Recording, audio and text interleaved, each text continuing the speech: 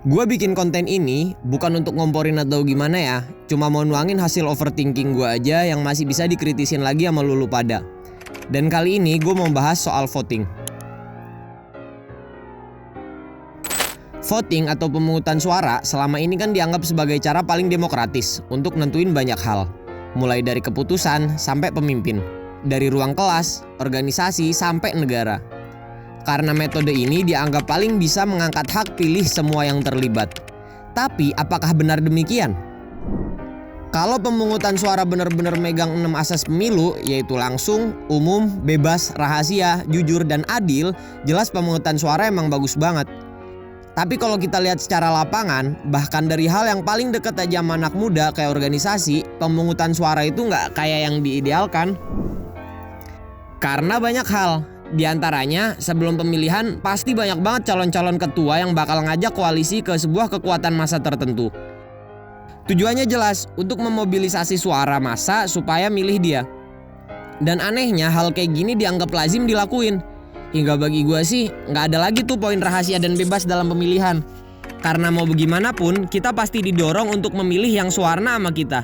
Entah itu apakah dia benar-benar terbaik ataupun enggak. Dan suara di bawah kekuatan massa tersebut pasti bakal dimobilisasi juga untuk memilih calon yang ditentuin. Hal ini ngakibatin banyak hal, kayak semisal, pertama nih, suara jadi bisa diprediksi, bahkan sebelum pemilihan berlangsung. Gimana enggak? Dari setiap koalisi yang bergabung kan bisa dihitung perkiraan suaranya. Terus tim suksesi calon bisa ngerencanain lagi buat cara nambah suaranya. Kalau gini, mati udah poin rahasia dalam pemungutan suara. Terus nih yang kedua, kalau kayak gitu, pemilih tidak menggunakan hak pilihnya sebagai ekspresi kebebasan dirinya dalam berdemokrasi. Dengan dimobilisasi, berarti dia akan dikendaliin nih. Entah karena dia patuh terhadap atasannya yang di koalisi, atau karena dia diiming-imingin hal tertentu. Mati juga udah poin kebebasan dalam pemilu. Sebenarnya bukan itu doang sih, masih banyak hal lain kayak manfaatin post-truth dan lain sebagainya yang bikin suara rakyat mudah banget dikendaliin.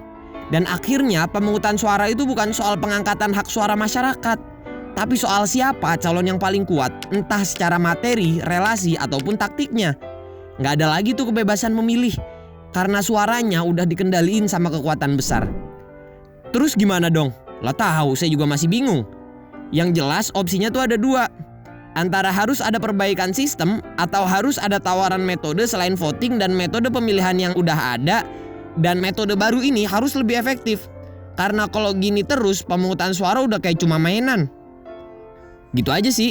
Tapi inget ya, ini cuma opini pribadi doang. Jadi gimana nih kira-kira? Tulis di kolom komentar ya.